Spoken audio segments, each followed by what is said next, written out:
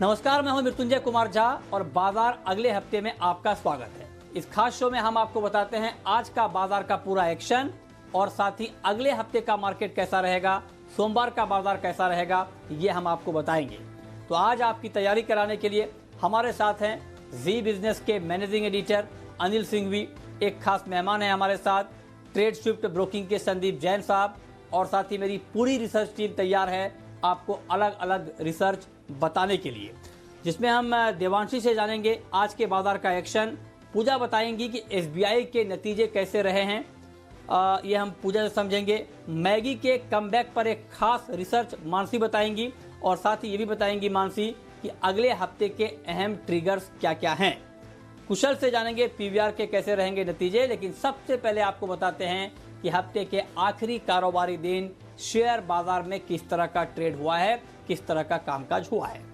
Market की बात करें, शानदार तेजी रही और 1% की तेजी के साथ निफ्टी 10,150 के करीब बंद हुआ।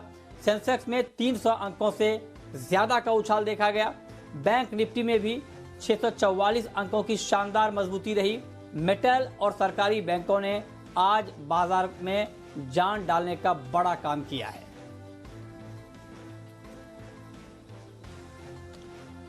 और आगे बढ़ने से पहले देख लेते हैं कि आज के मार्केट में घरेलू निवेशकों ने और विदेशी निवेशकों ने कितनी खरीदारी या बिकवाली की है। तो आज के मार्केट में अगर हम बात करें एफआईआईज की, तो एफआईआईज ने कैश मार्केट में 98 करोड़ रुपए की खरीदारी की है। वहीं डीआईआईज ने आज के मार्केट में कैश मार्केट में 47 करोड़ रुपए की खरीदारी की है।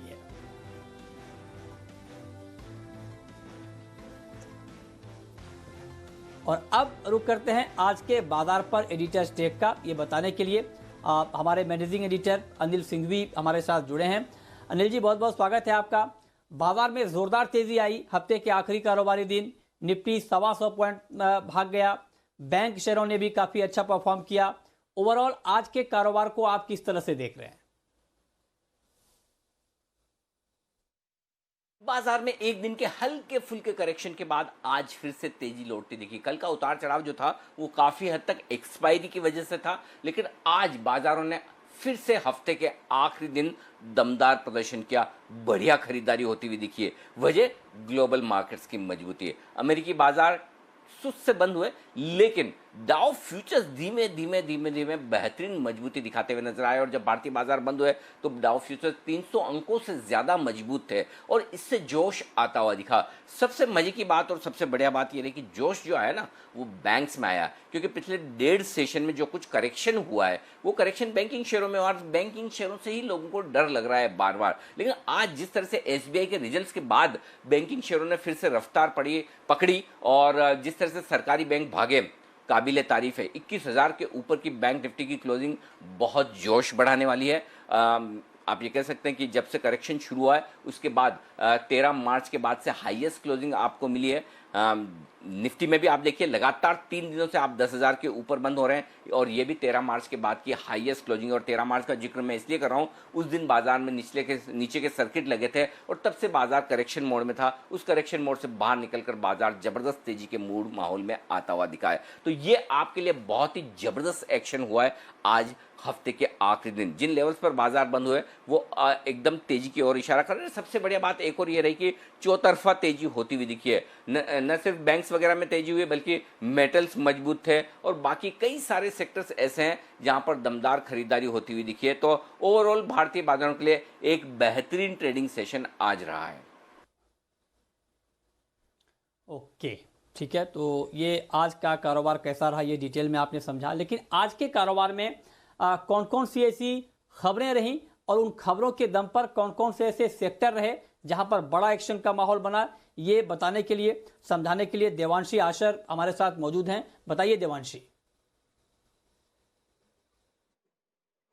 हफ्ते के आखिरी दिन में भी बाजार में अच्छी तेजी आते हुए देखी और आप देखिए कई ऐसे सेक्टर्स थे स्पेशली फाइनेंशियल्स जिन्होंने बाजार को आज अच्छा सपोर्ट दिया है। सबसे पहले अगर मैं निफ्टी गेनर्स की बात करूं तो आप देखिए टाटा मोटर्स, एसबीआई, भारतीय इंफ्राटेल, यूपीएल, ये कुछ ऐसे स्टॉक्स थे जो टॉप गेनर्स की सूची में शामिल हुए। वहीं आप देखिए टीसीएस, एचयूएल, बजाज ऑटो, साथ ही नेस्ले जैसे ऐसे कुछ स्टॉक्स थे जहां पे हमने थोड़ी सी गिरावट देखी या थोड़ी सी मुनाफा वसूली आज देखने मिली है। सेक्टर्स की बात करें तो जैसे मैंने कहा आज फाइनेंशियल्स टॉप पे रहे, उसमें भी आप देखिए जो सरकारी बैंक्स हैं वहां पे हमने सबसे ज्यादा तेजी आते हुए देखी।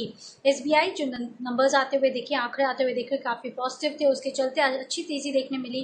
Bank of Baroda, PNB, Canara bank, ये कुछ ऐसे स्टॉक्स थे जहां पे हमने अच्छी तेजी आती हुई देखी। साथ ही एनबीएफसीज, इसमें REC, PFC, Bajaj finance, Cholamandalam finance, ये कुछ ऐसे स्टॉक्स रहे जहां पे आज अच्छे गेन्स आते हुए देखे अच्छे वॉल्यूम्स के साथ ही थिएटर स्टॉक्स या मीडिया स्टॉक्स पर अगर नजर करें, लगातार पिछले 2 से 3 ट्रेडिंग सेशन से हम यहाँ पे अच्छे गेन्स आते हुए दिख रहे हैं। स्पेशली आप देखिए पीवीआर, आइनॉक्स, लीजर जैसे कुछ स्टॉक्स हैं जहाँ पे अच्छी खरीदारी आती हुई देखिए। इसके अलावा सारेगामा भी हम देख रहे हैं लगातार इस स्टॉक में भी तेजी आती हुई दिख रही है। आज ऑटो सेक्टर या कह सकते हैं ऑटो एंसिलरी, ये दोनों सेक्टर्स में आज अच्छी तेजी आती हुई दिखी है। टाटा मोटर्स लीड करते हुए देखिए, Ashok Leyland, Motherson Sumi, Apollo tyre, MRF, ये कुछ ऐसे स्टॉक्स थे जहां पे आज अच्छे गेन्स आते हुए देखे और हरे साइड आज ये सेक्टर भी बंद होता हुआ दिखा। मेटल स्टॉक्स यहाँ पे भी हमने तेजी देखी और आप देखिए नाल्को, टाटा स्टील, हिंडाल्को, ये सारे स्टॉक्स में 3 से 5% तक के गेन्स आज की ट्रेडिंग सेशन में आते हुए दिखे।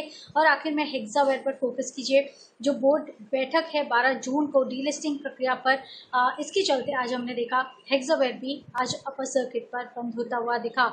लूजर्स में आज हमने देखा कुछ ऐसे चुनिंदा एफएमसीजी स्टॉक्स थे जहाँ पे हल्के से लाल निशान के साथ ट्रेड होता हुआ दिखा और कुछ आईटी स्टॉक्स थे जहाँ पे आज मुनाफा वसूली आती हुई दिखी और इसी के चलते हमने हल्के से दबाव आते हुए देखे। लेकिन कुल मिलाकर आज सारे इंडाइसेस हरे निशान में जरूर ट्रेड करते हुए दिखे थे। ओके, ठीक है। तो आज कौन कौन सी खबरें रहीं और उन खबरों के दम पर किस तरह का एक्शन दिखा, ये आपको देवांशी ने बताया। लेकिन अब रुक करते हैं अपने खास मेहमान का। हमारे साथ हैं ट्रेड स्विफ्ट ब्रोकिंग के संदीप जैन साहब। संदीप जी, बहुत बहुत स्वागत है आपका। हफ्ते की जो हफ्ते में जिस तरह से हमने एक मार्केट में हलचल देखा, खास करके जो समाप्ति हुई हफ्ते की वो अच्छे नोट पे हुई, तेजी के साथ हुई। पहला सवाल तो ये कि ये तेजी आपको कितनी टिकाऊ लग रही है, और दूसरा ये कि सोमवार को जब मार्केट खुलेगा तो सोमवार को इंट्राडे के पॉइंट ऑफ व्यू से क्या ट्रेड लेना चाहिए? बिल्कुल टिकाऊ लग रही है, जैसा कि अनिल जी कह रहे थे, जिस तरीके से बंद हुआ और मैं वही क्लोजिंग को देख रहा था, ऑलमोस्ट अपने हाइस के आसपास जाके बंद हुआ। और फिर देखिए जिस तरीके से डाउ जोन्स है, मैंने अभी इनफैक्ट ट्वीट ही किया शो के पहले, 750 पॉइंट तेज है। एसजीएक्स निफ्टी करीब 10,300 के आसपास है। तो मुझे लग रहा है कि मार्केट्स तो बहुत अच्छे खुलेंगे क्योंकि ग्लोबल क्यूज बहुत बढ़िया है, फिर डोमेस्टिक क्यूज भी बहुत बढ़िया लग रहे हैं। मुझे ऐसा लगता है कि कोई एक स्टिमुलस पैकेज हो आएगा, जो 20 लाख करोड़ का पैकेज था उससे शायद कुछ हटके इस बार एक्चुअल में और भी कुछ चीजें दिखने को मिल सकती है। लॉकडाउन भी अनलॉक जिस तरीके से हुआ 1 तारीख को और 8 तारीख को और भी चीजें खुलेंगी, तो मुझे लगता है कि माहौल और ठीक बनेगा। सो ओवरऑल तेजी होनी चाहिए। और एसबीआई के बाद, रिजल्ट्स के बाद और माहौल पॉजिटिव हुआ, क्योंकि बैंक निफ्टी अभी भी काफी पीछे है निफ्टी के। और मुझे ऐसा लगता है कि बैंक निफ्टी जब कैचअप करेगी, और चूंकि निफ्टी में बहुत बड़ा 40% का रोल प्ले करती है, तो मुझे लग रहा है कि निफ्टी 10,500-600 की ओर चल रही है। सो जिन्होंने शॉर्ट कर रखा वो सर्टेनली ट्रैप फील कर रहे हैं। और एफआईआईज का भी अगर डेटा देखें तो वो लोग काफी दिनों से बाइंग कर रहे हैं, और आज का भी जो एफआईआई का डेटा है उसमें भी बाइंग है। सो ओवरऑल आई फील कि तेजी के साइड बैठना चाहिए। और मैंने वही तर्ज पे 2 इंट्राडे कॉल्स लाया हूं। आज हमने डॉक्टर लाल पैथलैब रेकमेंड किया था और वो बहुत अच्छी तेजी दिखाया। उसी की एक दूसरी कंपनी, मतलब सेक्टर की कंपनी है, वह थायरोकेयर। मुझे लगता है कि इंट्राडे में थायरोकेयर को ले। अगेन इसमें डाउनसाइड रिस्क भी बहुत कम लगती है, फंडामेंटली भी ठीक लगता है, बट टेक्निकली जिस लेवल पे है, तो इंट्राडे के पिक के तौर पे मैंने 541 की क्लोजिंग प्राइस है, 527 का स्टॉप लॉस, 560 का पहला टारगेट, 570 का दूसरा टारगेट। ओके, और कोई पोजिशनल ट्रेड लेना हो संदीप जी, तब कहां पर लें? बिल्कुल, पोजिशनल ट्रेड में भी देखिए जिस तरीके के मोमेंटम अभी आज स्टॉक्स में देखिए, आज इनफैक्ट निफ्टी जब बहुत ज्यादा चली भी नहीं थी, बट स्टॉक्स में बहुत बड़े मूव्स थे। और वहां पे भी देखिए एक अंडर परफॉर्मेंस है मिड कैप्स और स्मॉल कैप्स में, तो वो भी कहीं ना कहीं कैचअप देंगे। हो सकता है कि निफ्टी एक रेंज में चले 100, 200, 300 पॉइंट, बट नीचे ये स्टॉक्स है बहुत बड़े मूव्स दे रहे हैं। देखिए आप मेटल स्टॉक्स की बात कर रहे हैं, इनफैक्ट अनिल जी ने कल परसों ही नाल्को दिया था एज अ स्टॉक, और आप अच्छी खासी तेजी दिख रही है। उन्होंने मेटल स्टॉक्स के बारे में जिक्र भी किया था, और वैसा ही एक मैं कमोडिटी स्टॉक ही है और बहुत बढ़िया सेक्टर है, सीमेंट सेक्टर, वहां से स्टॉक लाया हूं, स्टार सीमेंट, जबरदस्त स्टॉक है। इनफैक्ट ये पहली बार नहीं, मैंने पहले भी रेकमेंड किया हुआ, और 120-30 के लेवल्स गए थे और अब नीचे आया है। और सबसे बढ़िया बात है, इसमें डाउनसाइड रिस्क बहुत कम लगती है, और सीमेंट के जो रिटेल प्राइसेस है वो सरप्राइजिंगली बहुत हाई है, एज हाई एज 450, और कुछ स्टेट में जहां पे ये डील करती है नॉर्थ ईस्ट में 600 तक की भी प्राइसेस है। तो मुझे ऐसा लग रहा है कि इस स्टॉक में बिल्कुल निवेश करना चाहिए। पोजिशनल तौर पे 74 का स्टॉप लॉस लगाए, जो कि बहुत छोटा है, और ऊपर के levels 85 to 90। So risk reward ratio is also very good, segment is also very good, और प्राइस भी ऐसे कि आराम से पकड़ सकती है। ठीक है, तो ये आपके लिए इंट्राडे का ट्रेड संदीप जी ने बताया। और अगर आप पोजिशनली ट्रेड करना चाहते हैं तो आपको कहां पर करना चाहिए, ये दो चीजें आपको बताई गई हैं। आगे बढ़ते हैं। सबसे बड़ा सरकारी बैंक एसबीआई ने चौथी तिमाही के नतीजे जारी कर दिए हैं। कैसे रहे हैं नतीजे, डिटेल में समझाने के लिए पूजा त्रिपाठी हमारे साथ जुड़ी हैं। पूजा, बताइए। जी, एसबीआई के नंबर्स अनुमान से काफी बेहतर देखने को मिले हैं। प्रोविजन जरूर थोड़ी बड़ी है, लेकिन बाकी सारे फ्रंट पर अगर नंबर्स देखेंगे तो अच्छे दिखाई दे रहे हैं। एनपीए में कमी आई है। अगर नेट एनपीए की बात करेंगे तो 2.65% से घटकर 2.23% आए हैं, और ग्रॉस एनपीए में भी कमी देखी गई है। 6.94% से घटकर 6.15% ग्रॉस एनपीए के आंकड़े आए हैं। फ्रेश स्लिपेजेस में भी कमी देखी गई है। प्रोविजनिंग बढ़ा है, 16,501 करोड़ से बढ़कर 13,000 के आसपास की प्रोविजन है, और इसी का असर कंपनी के मुनाफे में भी देखने को मिला। लेकिन बाकी सारे फ्रंट पर बात करेंगे, जिस तरह से मोरेटोरियम को लेकर अपडेट आ रहे हैं बैंक की तरफ से, और इसके अलावा बाकी सारे स्लिपेजेस को लेकर, एसेट क्वालिटी को लेकर जिस तरह के अपडेट आ रहे हैं बैंक की तरफ से, वो काफी अच्छे थे। इसलिए नंबर्स हमारे अनुमान के मुताबिक ही कहेंगे। ओके संदीप जी, अब आपसे मैं ये जानना चाहता हूं कि जो नतीजे आए हैं एसबीआई के, जिस तरह के आंकड़े सामने आए हैं, और जो मोरेटोरियम को लेकर जो पूजा भी जिक्र कर रही थी कि अभी भी चीज़ें हैं और जिसको लेकर चर्चा हो रही है, तो ऐसे में अब आपका नज़रिया एसबीआई के ऊपर क्या बन रहा है? देखिए, एसबीआई बहुत बड़ा अंडर परफॉर्मर है, और आप एसबीआई जिस तरीके से निफ्टी चला है तो एसबीआई के भाव होने चाहिए 220 के लगभग। बट एक 12 तारीख के सुप्रीम कोर्ट का एक फैसले का एक तलवार लटकी हुई है पूरे सेक्टर के ऊपर, जो इंटरेस्ट रेट्स मोराटोरियम के दौरान का उसका जो फैसला आना है, उसकी वजह से थोड़ा एक दबाव था। और दूसरा, आज रिजल्ट भी था, उसके लिए भी दबाव एक बना हुआ था। बट रिजल्ट आने के बाद उस टाइम पे सिर्फ 1 या 1.5% ऊपर था यह स्टॉक, और अभी देखिए आप करीब 8-9% के लगभग है। तो मार्केट ने बड़ा थम्स अप दिया है जो भी एसेट क्वालिटी को लेकर, और मार्केट कहीं ना कहीं देखिए ये रिजल्ट क्वार्टरली, मार्च का क्वार्टर और जून का क्वार्टर कहीं ना कहीं बहुत ज्यादा उस पर ध्यान नहीं दे रहे हैं, वैल्यू पे अब ज्यादा ध्यान दे रहे हैं, क्योंकि एसबीआई में बहुत ज्यादा वैल्यू दिखती है। उसके तर्ज पे बीओबी और पीएनबी ने भी परफॉर्मेंस दिया है। तो मैं कहूंगा कि एसबीआई तो जिन्होंने ले रखा वो होल्ड करके रखे ही, बल्कि मुझे बीओबी इस सेक्टर में भी बढ़िया लगता है। बाकी overall one has to be very cautious, बहुत एग्रेसिवली, बहुत बिग बैंग बाइंग नहीं करे, चूजी होके बहुत स्टॉक स्पेसिफिक रह के काम करना। ओके ओके, ठीक है। तो ये तो बात हुई आज के नतीजों की, लेकिन सोमवार को पीवीआर के नतीजे आएंगे, और पीवीआर के नतीजों को लेकर क्या अनुमान है, ये डिटेल बताने के लिए कुशल गुप्ता हमारे सहयोगी हमारे साथ जुड़े हैं। बताइए कुशल।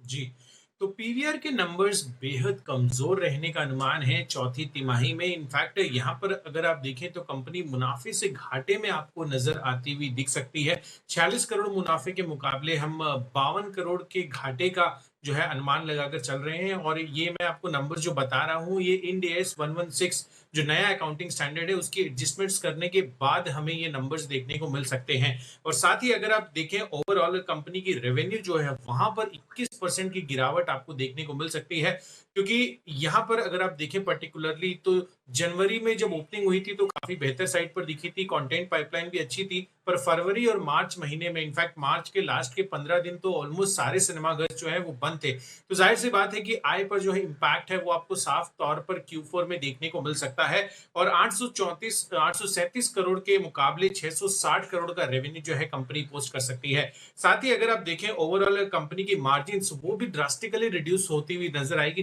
19.2% से घटकर केवल 8% की मार्जिन रह सकती है। अगर आप ओवरऑल फुटफॉल देखें तो वो 28% गिर सकता है। साथ ही कंपनी के विज्ञापन से जो आय आती है और जो फूड एंड बेवरेज कलेक्शन है वो भी 20 से 22% लुढ़कता हुआ नजर आएगा। अब देखना ये बेहद इंपॉर्टेंट रहेगा मैनेजमेंट की तरफ से कि आगे के लिए ये कोविड-19 के इम्पैक्ट के बाद कैसा आउटलुक रहता है, कैसी उनकी मूवी पाइपलाइन, जो मूवी रिलीजेस है उसकी क्या गाइडेंस है, ये सब चीजें देखनी बेहद इंपॉर्टेंट होगी इस मल्टीप्लेक्स स्टॉक। ओके, तो संदीप जी, जो अनुमान अभी कुशल ने हमें बताया कि किस तरह के नतीजे पीवीआर के रह सकते हैं, इसको देखते हुए क्या अंदाजा लगाया जाए और क्या फ्यूचर आपको दिख रहा है अभी पीवीआर का? देखिए, बहुत इजीली तो रिवाइवल नहीं दिखता है। ये सेक्टर भी one of the worst affected रहेगा। और बट ठीक है, जिस तरीके का अनलॉक 1 हुआ और जिस तरीके से ओपनिंग अप हो रही है तो ठीक है, पॉजिटिविटी धीरे धीरे आ जाएगी। बट ऑलरेडी आज एक बहुत बड़ा मूव उस एक्सपेक्टेशन में दे चुका है, तो मैं संभाव थोड़ा सा कॉशियस रहूंगा। मुझे वैल्यूएशंस के लिहाज से भी वैसे महंगा लगता है, और बाकी अपॉर्चुनिटी एक तरीके से चली गई है, और जहां पे मुझे ज्यादा क्लैरिटी दिखती है वहां पे ज्यादा दिमाग लगाएंगे, और स्टॉक्स में क्योंकि सारे में ही वैल्यू दिखती है वहां पे ध्यान देंगे। But overall I am not very bullish on the stock. Okay, तो आपको लगता है कि पीवीआर को लेकर अभी चिंता बनी हुई है? वाकई अभी जो हालात हैं लॉकडाउन को लेकर के निश्चित तौर पर कंसर्न है, लेकिन अब हम आपको बताने जा रहे हैं कि अगले हफ्ते के लिए कौन कौन से अहम ट्रिगर्स हैं जिसका बाजार के ऊपर इम्पैक्ट दिखेगा। और अगले हफ्ते के ट्रिगर्स बताने के लिए मानसी हमारे साथ जुड़ी हैं। बताइए मानसी।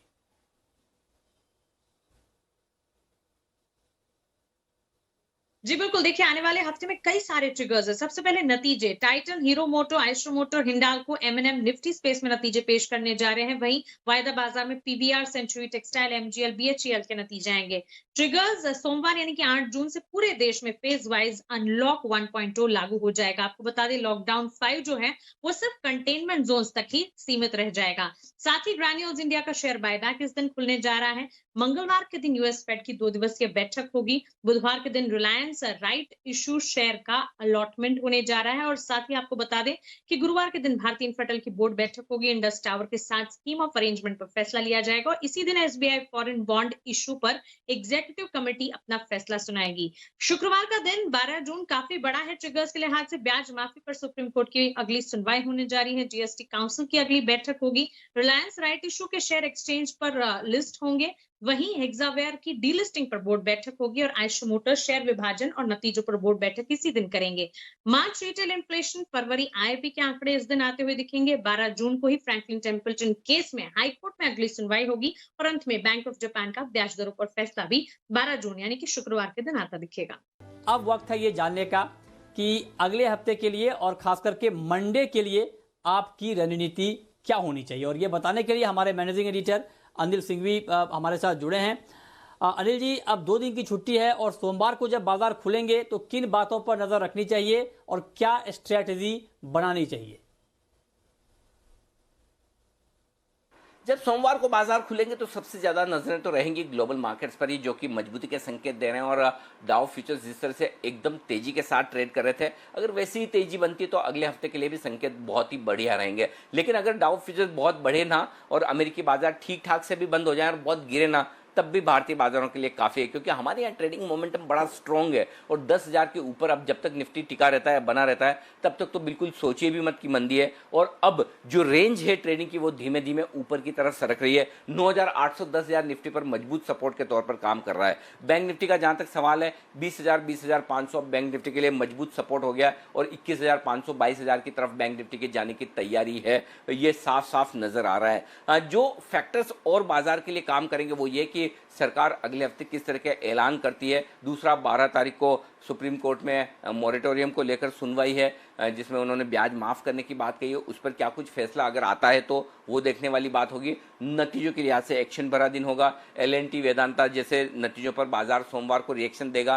तो ढेर सारा एक्शन है बाजार में। नतीजों का सीजन पूरी स्विंग पर है। एफआईज और घरेलू फंड का एक्शन भी जबरदस्त है।